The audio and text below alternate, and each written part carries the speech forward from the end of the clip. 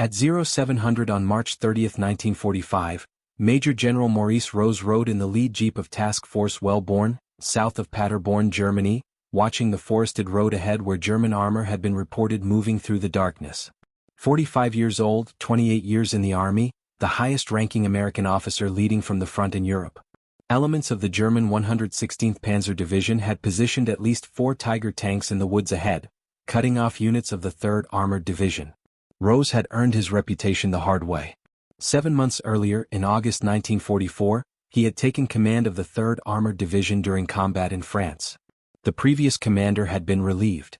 The division needed someone willing to push hard and fast through German defenses. Rose was that man. Within weeks, his subordinates started calling him aggressive, reckless. Some said crazy. They called him crazy because he refused to command from a safe distance. While other division commanders established headquarters miles behind the front lines, Rose placed his command post within rifle range of German positions. He rode at the head of armored columns. He crossed bridges alone with just his driver to prove they were safe for his tanks. Corps Commander Lightning Joe Collins told him repeatedly to pull back. Rose ignored the advice. The 3rd Armored had been nicknamed Spearhead for good reason. Under Rose's command, they became the tip of 1st Army's advance across France and into Germany. On September 12, 1944, the division crossed the German border near the town of Roken. They were the first American armored unit to enter Nazi Germany, the first to breach the Siegfried Line. The massive concrete fortifications and dragon's teeth tank obstacles that Hitler had promised would stop the Allied advance. The cost had been steep. By late September, the division had lost 41 Sherman tanks in 3 weeks of fighting through the Siegfried defenses. Tank crews died at rates that shocked even veteran commanders. Loader casualties ran especially high. German 88mm guns could penetrate a Sherman's frontal armor at ranges beyond 2,000 yards. American tanks had to close to within 500 yards to have any chance of penetrating German armor. Rose pushed anyway. When the German offensive in the Ardennes began in December 1944, the 3rd Armored was shifted north to Belgium. At the Battle of the Bulge, Rose's aggressive tactics prevented German forces from reaching the Meuse River. His division destroyed 98 German tanks during 2 weeks of brutal winter fighting. American casualties were heavy, but the German advance stopped. In March 1945, the 3rd Armored captured Cologne. Rose personally led reconnaissance patrols through the ruined city. His aide later said the general seemed incapable of staying behind while his men faced danger. On March 7, American troops raised the flag over Cologne. Rose was there, standing in the open. German snipers were still active in the ruins. 22 days later, Rose made his boldest move. On March 29, he pushed the 3rd Armored on a sprint toward Paderborn to help seal the Ruhr pocket. The division covered 90 m in a single day. No Allied armored division had ever advanced that far through enemy territory in one day. It was a record that showcased everything Rose believed about armored warfare: speed, aggression, relentless pressure. If you want to see how Rose's 90-mile sprint turned out, please hit that like button. It helps us share more forgotten stories from World War II. Subscribe if you haven't already. Back to Rose. But that night, German forces regrouped. The 116th Panzer Division moved elements into the woods south of Paderborn. They had orders to stop the American advance. At dawn on March 30th, Rose climbed into his jeep at the head of Task Force Welborn. His aide suggested he let the armored column move first. Rose refused. By 0800, his small convoy was rolling down a narrow forest road. 4 German tanks were waiting ahead in the trees. Maurice Rose was born on November 26, 1899 in Middletown, Connecticut. His father was a rabbi. His grandfather had been a rabbi in Poland. The family expected Maurice to follow that path. He had other plans. In 1916, Rose was 17 years old and still in high school in Denver, Colorado. He walked into a Colorado National Guard recruiting office and lied about his age. The recruiters accepted him. His father was furious. Rose didn't care. He wanted to be a soldier. 1 year later, the United States entered the First World War. Rose completed officer training and shipped to France as a 2nd lieutenant in the 89th Infantry Division. He was 18 years old. At the Battle of Saint-Mihiel in September 1918, German artillery fire wounded him. He recovered and returned to combat. By the time the armistice was signed in November, Rose had earned the rank of captain through battlefield performance. After the war ended, Rose worked briefly as a salesman. He hated it. In 1919 he re-enlisted in the army. The PCE military offered slow advancement and low pay. Rose didn't care. He attended every military school available. Infantry Company Officer Course in 1926. Cavalry Officer Course in 1931. Command and General Staff College in 1937. By 1940 he had graduated from the Army Industrial College. The Army recognized talent when it saw consistency. Rose was promoted to major in 1936. In 1941, now a lieutenant colonel, he took command of the 3rd Battalion, 13th Armored Regiment at Fort Knox, Kentucky. Newspaper reporter Keyes beached Rose train his battalion and wrote that he was probably the best-looking man in the Army. Tall, dark-haired, finely chiseled features. But it was Rose's tactical aggression that caught the attention of senior commanders. When America entered World War II in December 1941, Rose was assigned as executive officer of the 1st Armored Brigade. In early 1942 he became Chief of Staff for the 2nd Armored Division. The division deployed to North Africa in November. During the Tunisia campaign, Rose became the first American officer to accept the unconditional surrender of a large German armored unit. The Germans had been surrounded. They recognized they had no chance. Rose negotiated the terms personally. His performance in North Africa earned him promotion to Brigadier General in 1943. He was given command of Combat Command, a 2nd Armored Division. In July, his command participated in the invasion of Sicily. The fighting was brutal. Mountain terrain favored defenders. German and Italian forces contested every ridge and town. Rose led from the front. His command cleared multiple fortified positions through direct assault. In June 1944, Rose landed in Normandy 2 days after D-Day. His combat command fought through the bocage country of northern France. The hedge turned every field into a potential killing zone. Tank casualties were horrific. Rose kept pushing. His superiors noticed. On August 7, 1944, the commander of the 3rd Armored Division was relieved during active combat operations in France. The division had become bogged down. Progress had stalled. 1st Army needed a commander who would maintain aggressive momentum regardless of casualties. Lightning Joe Collins recommended Rose. Rose was promoted to Major General and given command of the 3rd Armored Division on August 7. He was 44 years old. The division he inherited had roughly 15,000 men organized into 3 combat commands. They had been fighting since late June. Morale was shaky. Tank losses had been severe. Many crews were on their 2nd or 3rd replacement Sherman. Rose called his combat command leaders together on his first day. He told them the 3rd Armored Division would lead 1st Army's advance into Germany. They would be first across the border, first through the Siegfried Line. He expected maximum speed and aggression at all times. Commanders who couldn't maintain the pace would be relieved. Within 24 hours the division began moving faster. 5 weeks later, on September 12, 1944, elements of the 3rd Armored crossed into Germany near Rotkin. At 14:30 hours, American tanks rolled into the first German town to fall to Allied forces. Rose was riding in the lead vehicle. The Siegfried Line was supposed to be impenetrable. German engineers had constructed thousands of reinforced concrete bunkers and pillboxes along the western border. Steel and concrete dragon's teeth barriers stretched for miles to stop armored vehicles. Minefields covered the approaches. Interlocking fields of fire from machine gun positions turned every gap into a kill zone. The 3rd Armored Division attacked the fortifications near Rotkin. On September 12, Rose positioned himself at a forward observation post to watch the assault. Sherman tanks fired high-explosive rounds at bunker apertures while infantry teams worked forward with explosives and flamethrowers. German defenders fought back with 88mm anti-tank guns and Panzer rockets. By nightfall on September 12, American forces had breached the outer line of fortifications. The Siegfried Line had been penetrated for the first time. News of the breakthrough reached Allied headquarters within hours. Eisenhower sent congratulations. The psychological impact was immediate.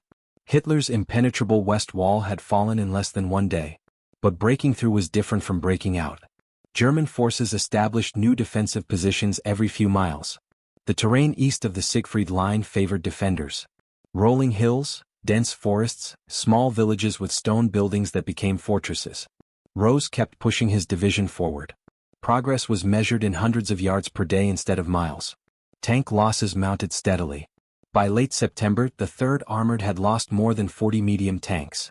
Replacement Shermans arrived from depots in France, but replacement crews took weeks to reach combat effectiveness. Veteran tankers knew the patterns. German tanks spotted American armor first, fired first. The Wehrmacht's Panther and Tiger tanks had better optics, longer range guns and thicker armor. American tank crews developed their own tactics. They learned to use terrain for cover, to advance in groups where multiple Shermans could engage a single German tank, to call for artillery support before entering open ground.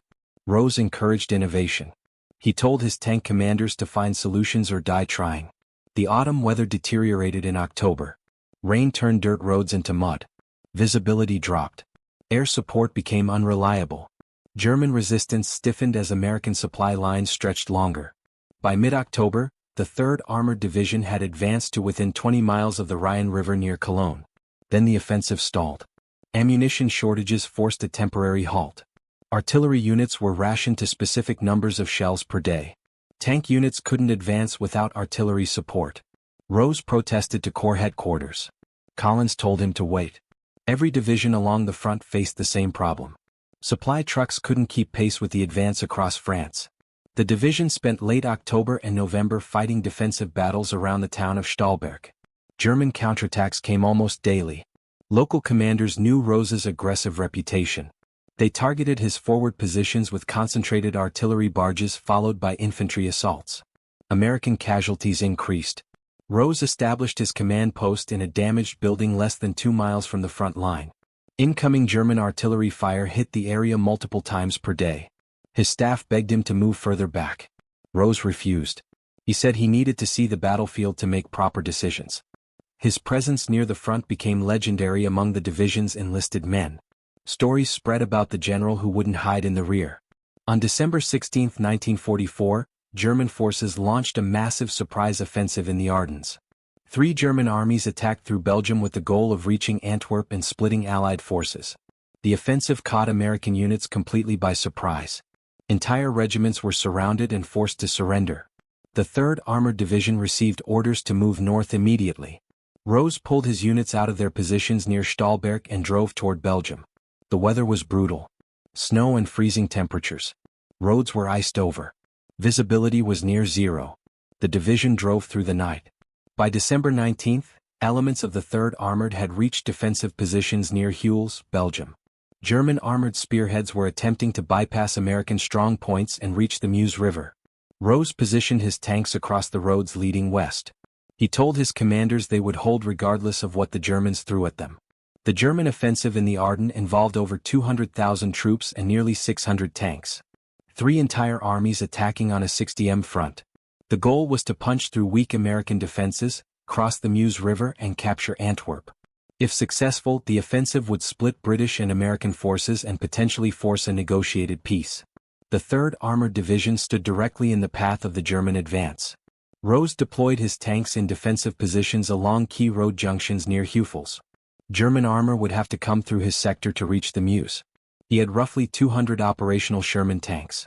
Intelligence reports indicated at least 4 German panzer divisions were moving toward his positions. The first German attacks came on December 20. Panther and Tiger tanks supported by Panzer Grenadier infantry attempted to break through American lines south of Huels. Rose's tank crews engaged at maximum range. The fighting lasted throughout the day.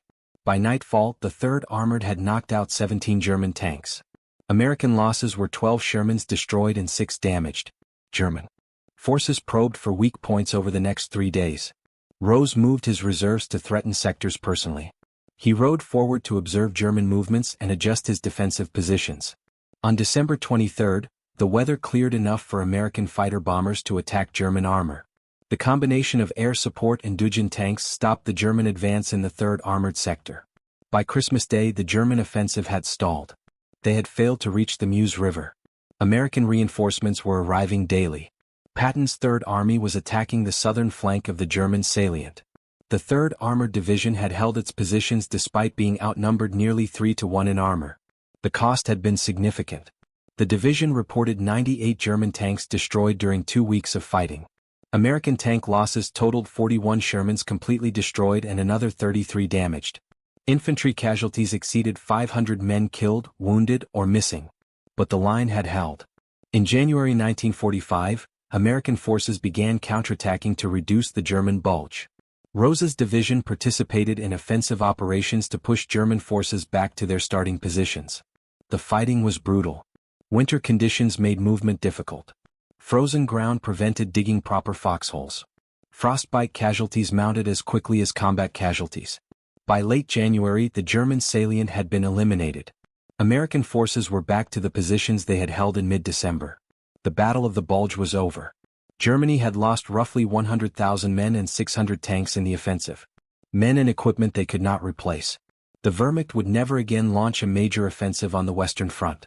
The 3rd Armored Division was pulled back to Stahlberg for rest and refitting. Replacement tanks arrived. Replacement crews needed training.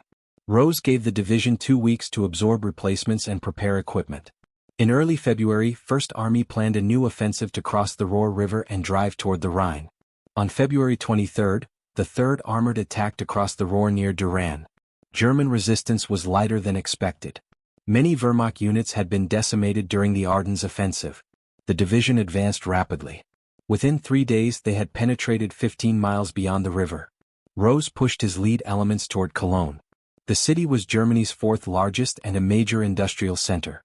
Capturing Cologne would give the Allies a major propaganda victory and provide a crossing point over the Rhine River. German commanders recognized the city's importance. They poured reinforcements into the defensive positions around Cologne. The battle for Cologne began on March 2. American forces attacked from the west and south. The 3rd Armored Division led the assault from the southern approaches. German defenders used the ruins of bombed buildings as fortified positions. Every street became a battlefield. Tank support was essential but dangerous. German infantry armed with Panzerfasts hid in basements and upper floors. Rose established his command post in a captured German bunker less than 1 mile from active fighting. Artillery fire and small arms fire could be heard constantly. His staff reported that the general personally visited 4 positions multiple times per day to observe German defensive tactics and adjust American assault plans. The fighting continued for 5 days, block by block, building by building. On March 6, German resistance began collapsing. On March 7, 1945, American troops entered the center of Cologne. German forces withdrew across the Rhine River and destroyed the Honau Bridge behind them. The 3rd Armored Division reached the western bank of the Rhine that afternoon. Rose was among the first senior officers to reach the river. Cologne was in ruins. Allied bombing raids over 3 years had destroyed roughly 85% of the city. The massive Gothic cathedral still stood, its twin spires dominating the shattered skyline. Dead German soldiers lay in the streets. Destroyed vehicles blocked intersections. The smell of death hung over everything. Rose walked through the captured city that evening. His aide stayed close. Snipers were still active in some buildings. The general seemed oblivious to the danger. He wanted to see what his division had accomplished. The capture of Cologne represented the first major German city to fall to Allied forces. 1st Army headquarters sent congratulations. Eisenhower mentioned the 3rd Armored's achievement in his daily briefing, but Rose had no time to celebrate. Intelligence reports indicated German forces were regrouping east of the Rhine. The Ruhr industrial region held Germany's remaining war production capacity. Steel mills, coal mines, munitions factories. Taking the Ruhr would Germany's ability to continue the war. Allied strategy called for encircling the Ruhr rather than attacking it directly. 1st Army would cross the Rhine north of the Ruhr and drive east. Patton's 3rd Army would cross south of the region and drive northeast. The 2 forces would link up east of the Ruhr, trapping all German forces inside the pocket. The 3rd Armored Division would spearhead 1st Army's drive. Rose received his orders on March 24. The division would cross the Rhine, advance rapidly to Paderborn, and seal the northern edge of the encirclement. Speed was essential. German forces needed to be trapped before they could withdraw or reinforce. On March 25, Rose met with his combat command leaders. Lightning Joe Collins and Major General Pete Cassada were present. They discussed other units' recent advances. Collins mentioned that some divisions had covered impressive distances. Cassada added that air support was ready to assist rapid movement. Rose stated that the 3rd Armored Division would be in Paderborn within 24 hours. Paderborn was nearly 100 miles from their current position near Marburg. His staff looked at the maps. 100 miles through enemy territory in 1 day had never been done by an Allied armored division. Rose said it would be done tomorrow. On March 29 at dawn, the 3rd Armored Division began moving. Rose positioned himself near the front of the column. 3 combat commands advanced on parallel routes toward Paderborn. German resistance was scattered. Many Wehrmacht units were withdrawing east to avoid encirclement. The few German forces that attempted to fight were bypassed or quickly destroyed. The division drove through multiple towns without stopping. Reconnaissance elements reported roads ahead were clear. Tank columns maintained speeds of 20 to 30 miles per hour when terrain allowed. Infantry rode on the tanks to keep pace. Artillery units struggled to keep up with the armored spearheads. By noon, the division had covered 40 miles. Rose urged his commanders to maintain speed. German forces were disorganized. This was the moment to exploit confusion and drive deep into enemy territory. Radio reports indicated minimal resistance ahead. By late afternoon, lead elements of the 3rd Armored were approaching the outskirts of Paderborn. The division had covered more than 90 m since dawn. It was the longest single-day advance through enemy territory by any Allied division during the entire war. Rose's aggressive leadership and willingness to take risks had achieved something unprecedented, but German commanders were not finished. Elements of the 116th Panzer Division had been ordered to stop the American advance at Paderborn. The unit included veteran crews and several heavy tanks. They positioned themselves along the roads south of the city during the night of March 29. At 0600 on March 30, Rose prepared to continue the advance. His staff recommended letting armored reconnaissance elements move first to scout for enemy positions. Rose refused. He wanted to see the situation personally. At 0700, he climbed into his jeep at the head of Task Force Welborn. The convoy consisted of 5 vehicles. A Sherman tank in the lead. A jeep carrying reconnaissance personnel directly behind the tank. Rose's jeep third in line. An armored car fourth. A motorcycle messenger at the rear.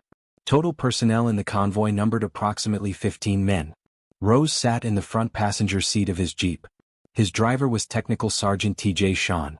Major Robert Bellinger. Rose's aide sat in the back. The jeep carried no heavy weapons beyond the personal sidearms and Thompson submachine guns carried by the 3 men. The convoy moved south on a narrow forest road toward Kirchbohren. Intelligence reports indicated German forces had been active in the area overnight, but exact positions were unknown. Rose wanted to locate units of Task Force Welborn that had been cut off by German armor during the previous evening's advance. At approximately 0800 hours, the convoy began taking small arms fire from the woods. The lead Sherman immediately stopped. Rose and his staff jumped from their jeep into a roadside ditch. The Thompson submachine guns were useless at the range the German infantry was firing from.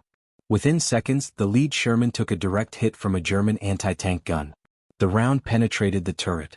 The tank caught fire. Crew members who could escape scrambled out and ran for cover. 3 crewmen died inside the burning vehicle. German tank engines could be heard moving through the forest on both sides of the road. Rose and his staff realized they were being surrounded. They ran back to their jeep. Shaw started the engine immediately. The small convoy turned off the road and drove across an open field attempting to escape the ambush.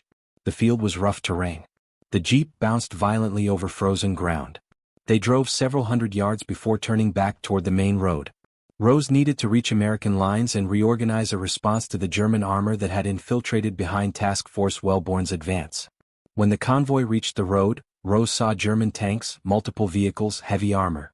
The lead reconnaissance jeep accelerated hard and managed to speed past the German position. The driver floored the accelerator and escaped down the road toward American lines. Shanti attempted the same maneuver. He gunned the engine and aimed the jeep past the closest German tank, but the tank commander saw them coming. The Tiger tank swung its hull to block the narrow road. The tank's mass cut off the escape route completely. Chantonii braked. The jeep stopped 15 feet from the German tank. The Tiger's turret was traversed to face away from them, but the hull blocked any path forward. Trees lined both sides of the road. There was no room to maneuver around the massive vehicle. The Tiger's top hatch opened. A German tank commander emerged from the turret. He carried a machine pistol, likely an MP-40 or similar weapon. He pointed the weapon at the jeep and began shouting in German. Rose, Bellinger, and Shanti exited the jeep with their hands raised. Standard surrender protocol. The 3 men stood in front of the Tiger tank with their arms in the air. Rose was wearing his general's insignia.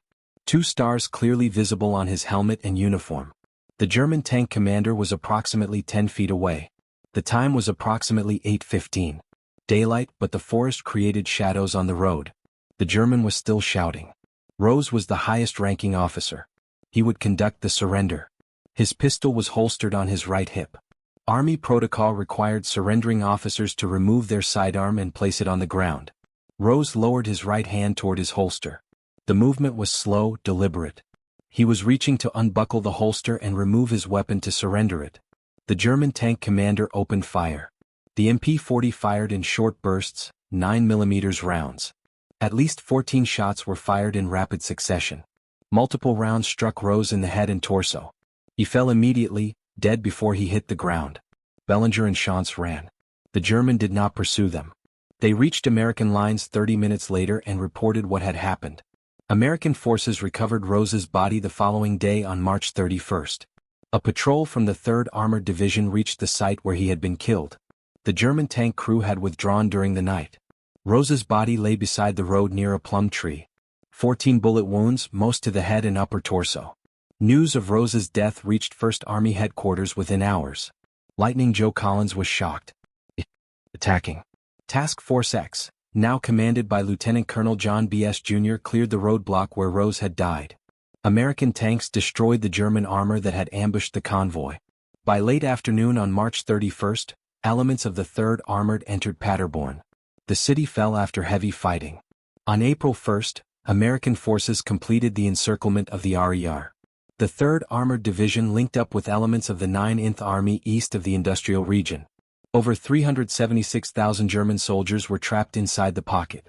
It was the largest encirclement of enemy forces in the Western Theater. 1st Army headquarters announced that the pocket would be renamed the Rose Pocket in honor of the fallen general. The announcement was made on April 2nd. Every soldier in the 3rd Armored Division knew their commander's final operation had achieved exactly what he had promised. Paderborn in 24 hours. The ruler sealed. Military investigators began examining the circumstances of Rose's death immediately. The U.S. Army wanted to determine if the killing constituted a war crime. Eyewitness accounts from Bellinger and Shane indicated Rose had raised his hands in surrender before being shot. The question was whether the German tank commander had deliberately executed a surrendering officer. Colonel Leon Jorsky led the investigation. He would later serve as special prosecutor during the Watergate scandal. Jorsky interviewed multiple witnesses. He examined the scene where Rose died. He interrogated captured German soldiers from the 116th Panzer Division. The investigation found conflicting evidence.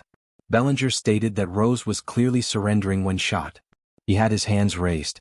He was reaching to remove his weapon to place it on the ground. The German tank commander should have recognized the surrender, but captured German soldiers told a different story. They claimed the encounter happened in poor light under trees. The tank commander saw an American officer reaching toward his holster. In the chaos of combat, the German interpreted the movement as reaching for a weapon to fight. He fired in self-defense. Jorsky examined the physical evidence. The forest created shadows even during daylight. Rose was wearing a general's stars, but the German tank commander may not have seen them clearly. The timeline indicated the entire encounter lasted less than 30 seconds from the jeep stopping to the shooting. The investigation concluded that Rose's death was killed in action rather than a war crime. The evidence suggested a tragic misunderstanding rather than deliberate execution. No charges were filed against the German tank commander. The case was closed in June 1945. Rose was buried at the Netherlands American Cemetery in Margaret on April 3, 1945. Over 2,000 soldiers from the 3rd Armored Division attended the funeral. The cemetery staff placed a Star of David above his grave, recognizing his Jewish heritage. His family later requested a cross, citing Rose's official religious preference listed as Protestant. The 3rd Armored Division continued fighting after Rose's death. They discovered the Dora Mittelbau concentration camp near Nordhausen on April 11.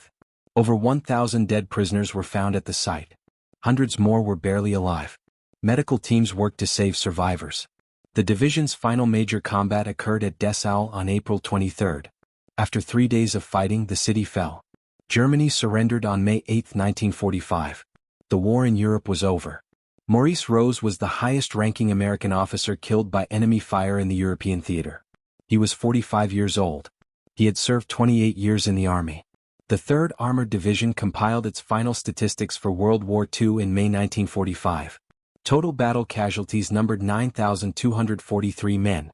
That figure included all personnel killed, wounded, missing or captured. 2,147 men died in combat. 100 soldiers remained listed as missing in action. The division's accomplishments under Rose's command were unprecedented. First American armored unit to enter Germany. First to breach the Siegfried Line. First to capture a major German city. Longest single-day advance through enemy territory. These records stood as testament to Rose's aggressive leadership philosophy. His decorations reflected 28 years of military service. Distinguished Service Cross for Extraordinary Heroism in September 1944.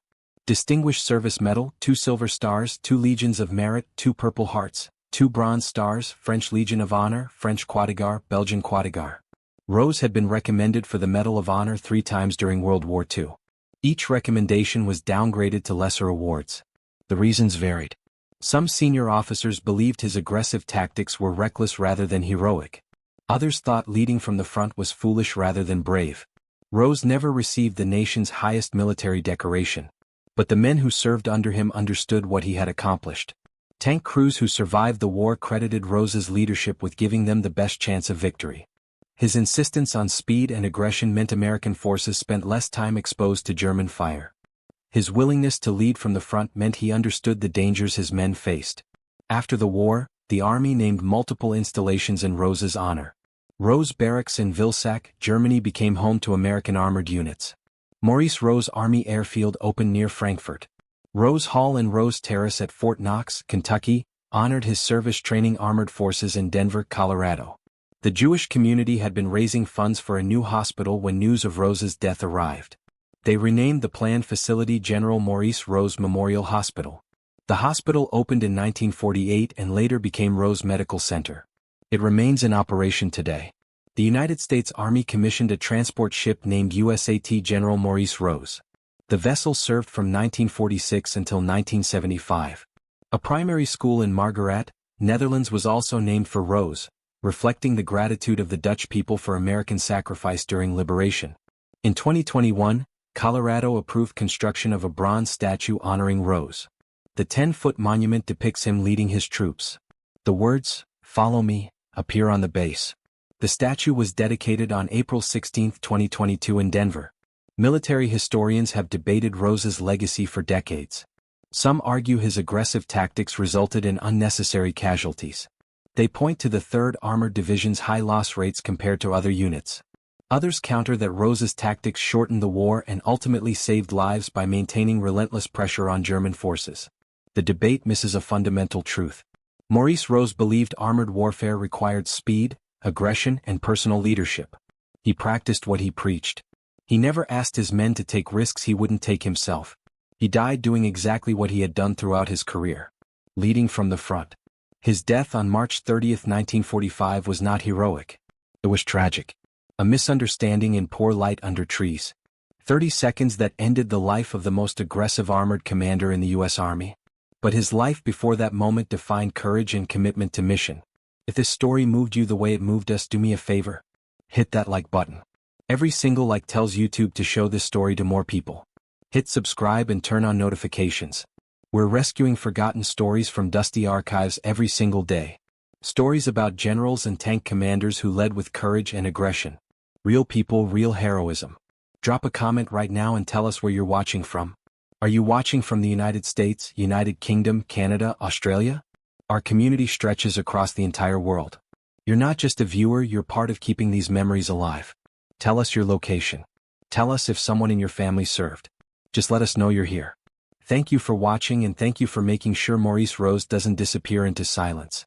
These men deserve to be remembered and you're helping make that